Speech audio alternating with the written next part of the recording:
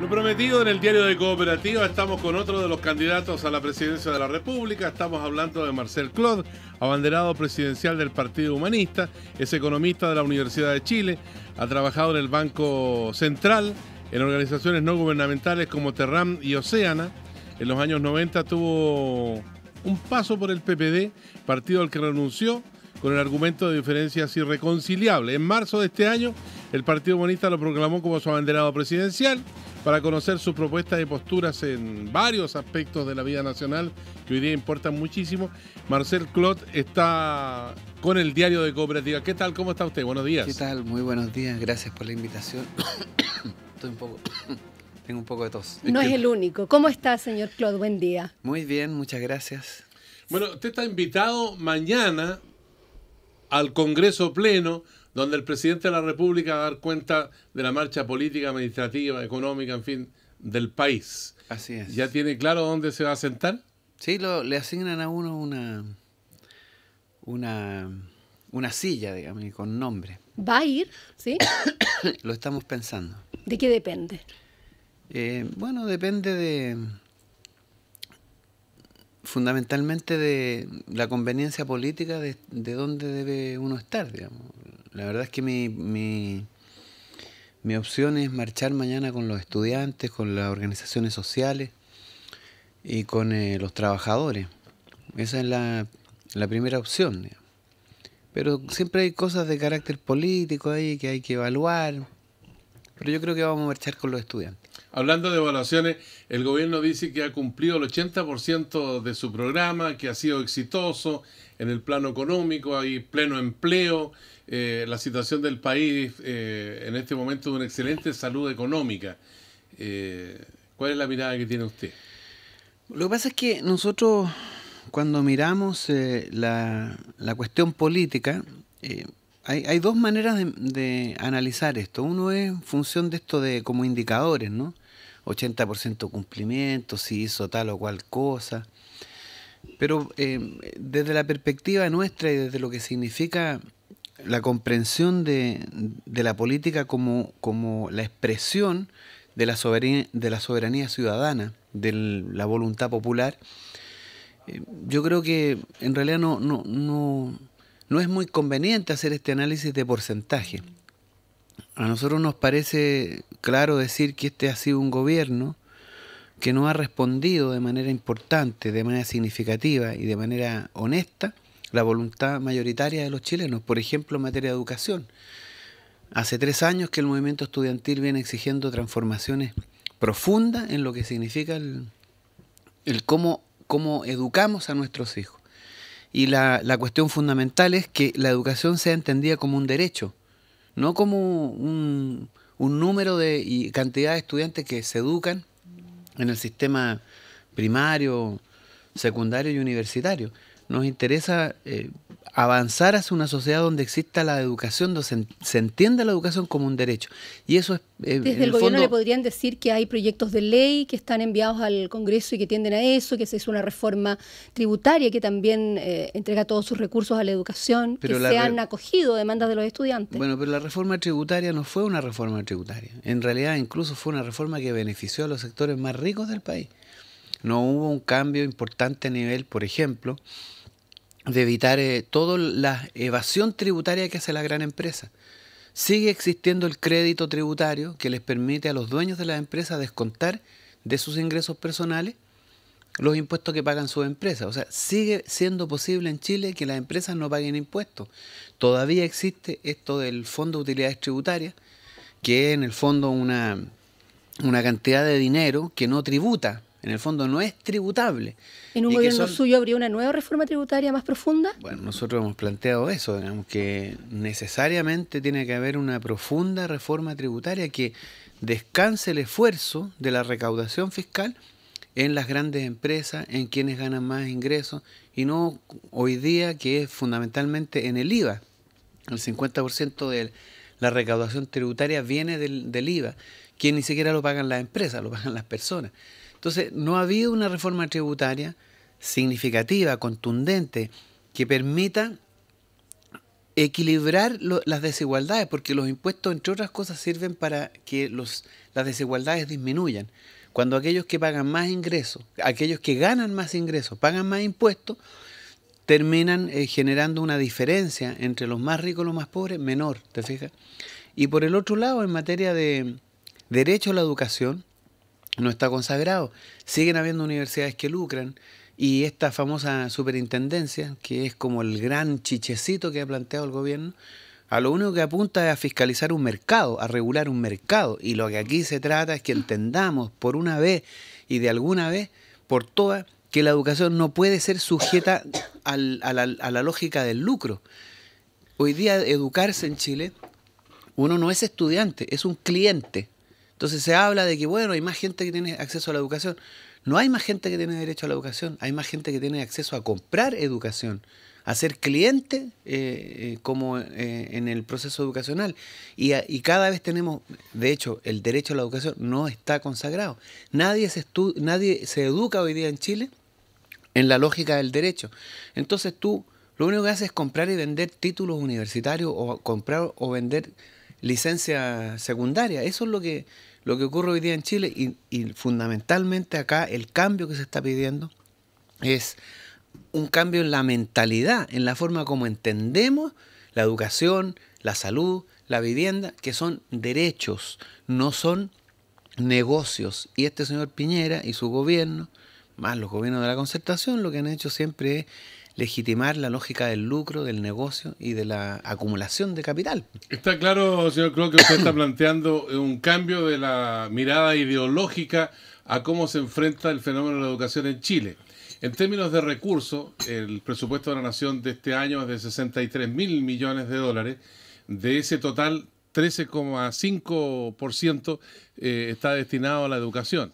Usted dice que para mejorar la calidad de la educación y ampliar también la gratuidad de la educación en todos sus niveles, es necesario recaudar más. Entonces yo le pregunto, ¿cuánto es necesario recaudar acerca de los impuestos a los más ricos del país para poder llevar a cabo un proyecto que usted pretende implementar en su eventual gobierno? Yo creo que el aumento a nivel de la educación debería ser por lo menos un 80% más de lo que hoy día se está gastando en educación. Estamos hablando de 20.000 millones de 20% del presupuesto de la Nación. Claro, o sea, es decir, pero lo que pasa es 20% ahora, digamos.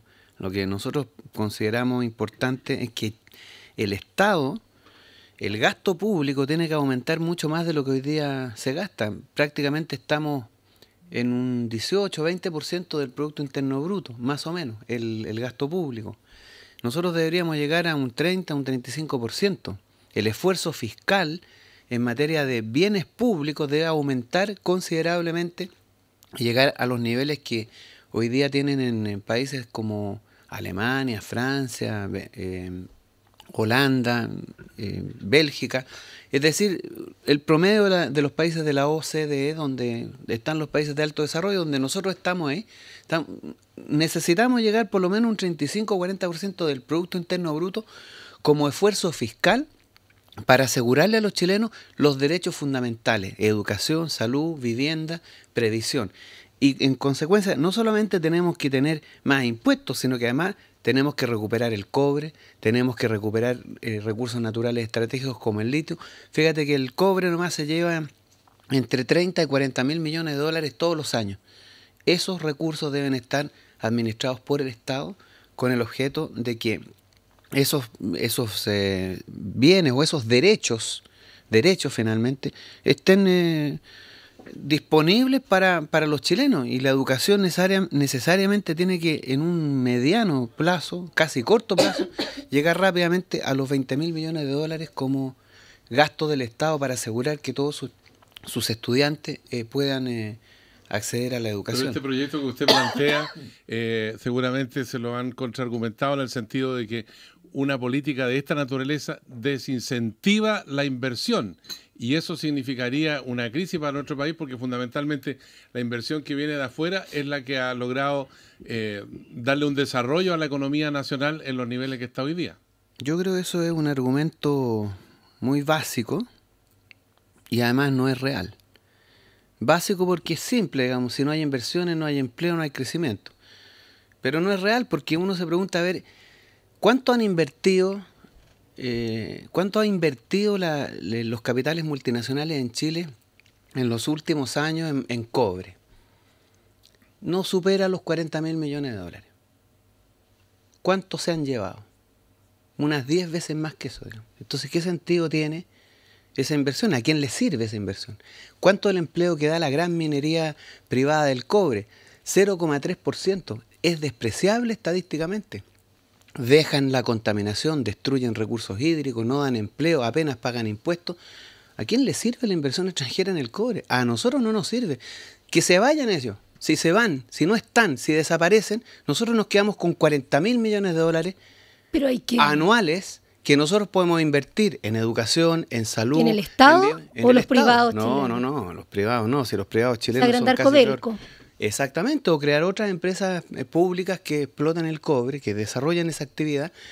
Y ahí tendríamos... ¿Y están los recursos para hacer esa inversión? Mira, fíjate, ese argumento es que volvamos al... Pero por supuesto que están, pues si está, ya se hicieron esas inversiones, están ahí, hay que simplemente cambiar la cuenta donde se depositan los fondos, digamos. Renacionalización del cobre. Obviamente, pero imagínate, para que hagamos la falsedad del argumento.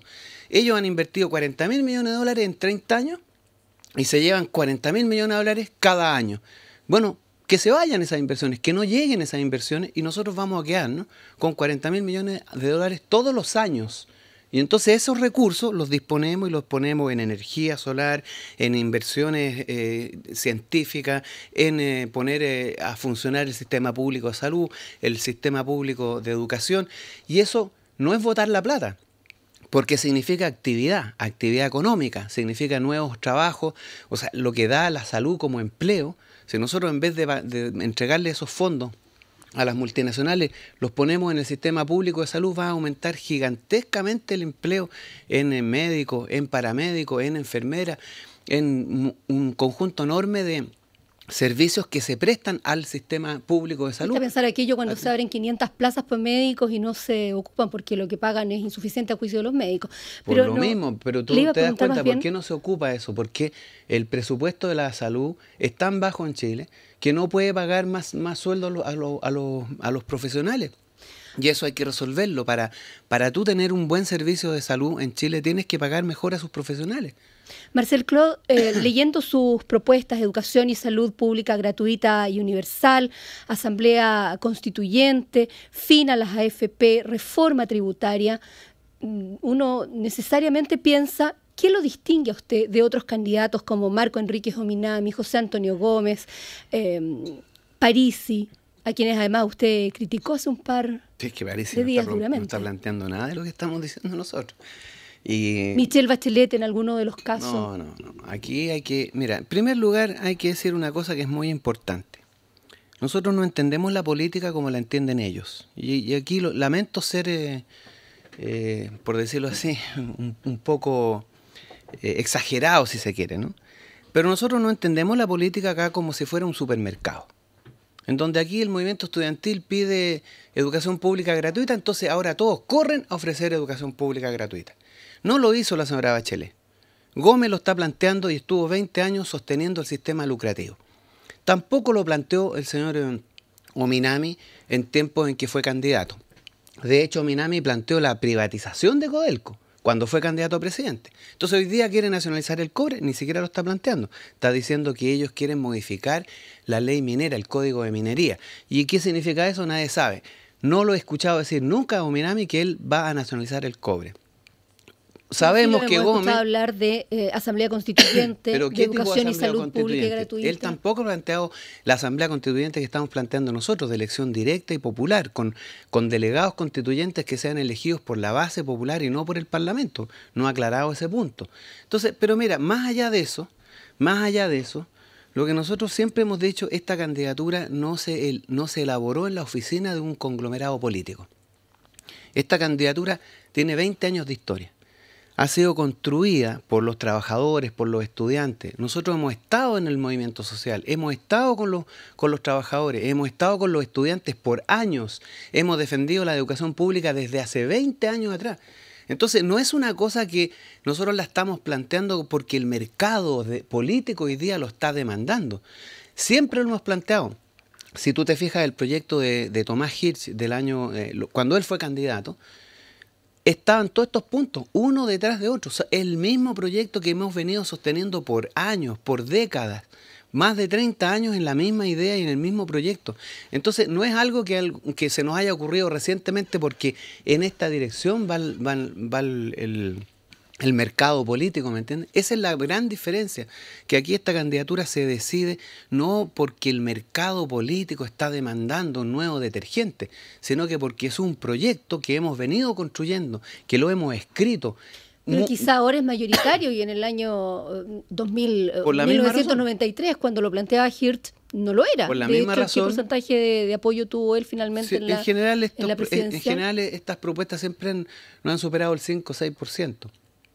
Ese es el dato. Pero claro, porque hoy es mayoritario que ellos lo plantean, pero esa es la cuestión central. O sea, cuando la gente pide privatización, o sea, si yo soy un político honesto, consistente y coherente, o sea, no voy a proponer mañana privatización de Codelco porque el mercado lo pide, y después voy a pedir nacionalización de Codelco. Si yo soy un político consistente y coherente, siempre voy a estar de acuerdo con que Codelco tiene que ser una empresa nacionalizada de los chilenos, y no depende de los vientos en que yo voy a plantear tal o cual propuesta. Aquí no son los vientos que deciden esta candidatura ni sus contenidos. Es un compromiso ideológico, político, con la voluntad y las aspiraciones de esos sectores en que nosotros estamos metidos, ni siquiera representamos. Somos parte del movimiento social, somos parte del movimiento estudiantil, somos parte del movimiento de los trabajadores. Marcel Clot, en términos prácticos, aquí hay una elección presidencial, hay una elección de toda la Cámara de Diputados, de la mitad del Senado. Si usted llegara eventualmente a ser presidente de la República, necesita legislar para llevar a cabo todos estos proyectos que tiene en salud, en educación, qué sé yo, en energía, en materia económica. ¿Con qué parlamento lo va a hacer? Porque lo presumible es que las coaliciones más importantes del país en términos de votos sean las que tengan la mayoría en el Congreso Nacional. Entonces, ¿cómo ejecuta un programa que no tiene respaldo en el Parlamento? ¿Cómo hace una reforma a la Constitución o un cambio constitucional vía Asamblea Constituyente si no tiene respaldo en el Congreso? Bueno, lo que nosotros hemos planteado acá es partir primero por el origen y la esencia misma de lo que es la democracia, que es la voluntad popular, la voluntad de las mayorías. Y por eso nosotros hemos planteado... La única canalización para esa voluntad popular son las elecciones, las municipales, parlamentarias, no necesariamente. Porque ahí se toman las decisiones finales. Sí, yo sé. Por eso que nosotros decimos lo siguiente. Aquí lo que nosotros tenemos que poner en marcha es un proceso donde se va instalando progresivamente el poder constituyente. Estamos ante una crisis política mayúscula. ¿Qué significa una crisis política mayúscula? Significa que partidos de la Concertación no quieren hacer primarias después de que plantearon primarias. Quieren ser candidatos sin que nadie los elija, porque estar en el sistema binominal establece que el que decide el candidato es el que decide finalmente el parlamentario, porque las elecciones parlamentarias en Chile son un chiste, no eligen nada, no son representativas. Entonces, lo que nosotros tenemos que decir acá, mira, hay una crisis política de representación gravísima. ¿Qué es lo que se hace cuando hay una crisis de representación? Se convoca el poder constituyente, se convoca la voluntad popular. Nosotros vamos a plantear el poner en marcha el poder constituyente y vamos a llamar a un plebiscito. Me voy a demorar 20 minutos en llamar a ese plebiscito. 20 minutos. Preguntándole a los chilenos si quieren una nueva constitución sobre la base de una asamblea constituyente elegida por votación popular y directa. Con el 80% que vamos a tener como resultado en ese plebiscito, porque hoy día la demanda por una nueva constitución es masiva y maciza, la hemos visto a lo largo de Chile, en los movimientos sociales, los trabajadores. Si tú tienes un 80% de chilenos que quieren... saltarse la institucionalidad, porque no está en la Constitución que se puede llamar a plebiscito. En la Constitución hay muchos mecanismos para convocar el uso del plebiscito y la consulta popular, aunque no sea vinculante. Da lo mismo que sea vinculante. ¿Qué importa que sea vinculante? ¿Por qué tiene que ser vinculante?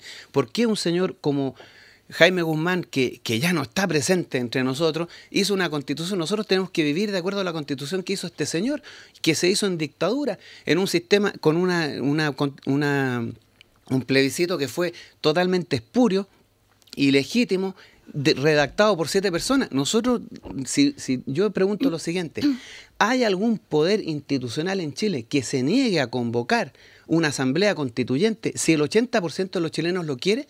Esa es la pregunta, porque finalmente, si somos honestos y somos consistentes, la base del poder en una democracia es la voluntad popular. Y si la voluntad popular en Chile dice 80% queremos una asamblea constituyente de elección popular, ¿puede el Parlamento ilegítimo, que no tiene ninguna representación, elegido en un sistema que no da cuenta de la mayoría de la voluntad popular, puede negarse a convocar una asamblea constituyente? Pero es más, nosotros decimos lo siguiente: vamos a llamar a esa asamblea constituyente, pero también estamos convocando al pueblo de Chile a que se manifieste, a que marche por las calles, a que se reúna en sus centros de estudiantes, en sus centros de trabajadores, exigiendo, redactando declaraciones, pidiéndole a las instituciones políticas que pongan en marcha el poder constituyente. Eso es lo que estamos planteando nosotros, poniendo una toda la reforma política que no se puede hoy día soslayar.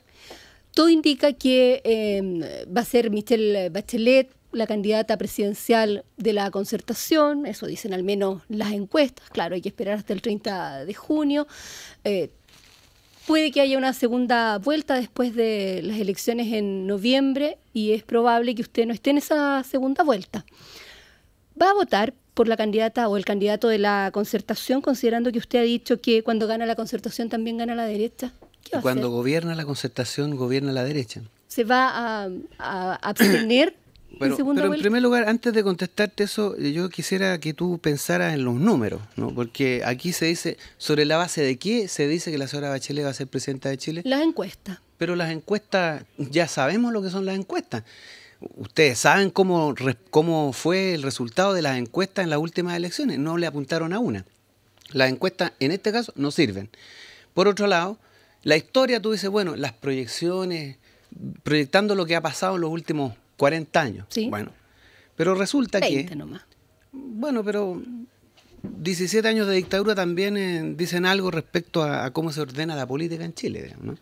Ahora, aquí hay 7 millones de chilenos, porque esa es la pregunta que yo me hago. ¿Cómo pueden decir, con qué facilidad pueden decir que esto va a ser como tú lo has planteado, cuando hay 7 millones de chilenos que no va a votar por la señora Bachelet ni por el señor Alamán o Longueira bajo ninguna circunstancia? La pregunta que le puedo hacer es exactamente la misma. ¿Cómo usted puede decir que 7 millones de chilenos no van a votar ni por el señor Longueira, ni Alamán, ni Bachelet, ni Orrego? Veamos las cosas como son, ¿no? Hay 7 millones de chilenos que no va a votar por la Alianza ni por la Concertación, bajo ninguna circunstancia. Entonces hay 7 millones de chilenos que quieren otro proyecto político. ¿Qué es lo que te dicen las encuestas? Tú dices que las encuestas no votan por mí. El 75% de las encuestas dice que hay que terminar con la banca privada. 75% de las personas en Chile no quieren más ¿Terminar con la banca privada? Por supuesto, no, terminar con los abusos de la banca, que es distinto. Quieren bancos estatales. Esa es la respuesta. Bancos estatales. Terminar con los abusos de la banca, que es distinto. Esa encuesta no la he visto. Bancos estatales. Eso es lo que están planteando. Bancos estatales. Quieren terminar con la AFP. Fin a las AFP. No más el abuso y el robo de la AFP. La AFP es una cosa escandalosa en este país. Está generando un problema social gravísimo. 6 millones de pobres vamos a tener en los próximos 10 años gracias a la AFP. ¿Quién ha avalado la AFP? La señora Bachelet. La señora Bachelet fortaleció el sistema de la AFP. ¿Y tú crees que van a votar por la señora Bachelet los trabajadores que van a jubilarse en los próximos años? No van a votar por ella. Te voy a decir otra cosa. El sistema de salud, indecente sistema de salud. Le insisto, todo esto, en segunda vuelta usted no va a estar con la Concertación. Bajo ninguna circunstancia, ni siquiera aunque me vuelva loco, porque creo que la mínima cordura que tendría sería no votar por la señora Bachelet. Pero decirte, para terminar el planteamiento, si nosotros somos capaces de instalar un proyecto político que realmente esté en sintonía, en honesta sintonía, no porque le estamos vendiendo chocolate o Chocman o cualquier otra cosa que se pueda comprar en el supermercado. Todos estos candidatos de los que ustedes me han hablado se pueden comprar en cualquier supermercado, Jumbo o Líder. Pero este candidato no se vende en un supermercado porque está construido sobre la base de una historia política, y eso es lo que se ha olvidado a los chilenos. Señor Clot, ¿cuenta usted en este momento con el apoyo de los ecologistas? ¿No le va a pesar en ningún momento esta complicada salida que tuvo de Oceana hace ya algunos años? Pero ¿cuál fue mi complicada salida de Oceana? El problema de Oceana fue una cosa muy sencilla. ¿Los ecologistas están con usted? Depende de los ecologistas, porque aquí hay de todo, pues igual que un supermercado hay distintos tipos de leche, hay que ver qué tipo de ecologistas son los que dicen que no están y cuáles sí están. ¿Y cuáles están con usted? Pero déjame terminar el tema de Oceana. En Oceana el problema era muy sencillo.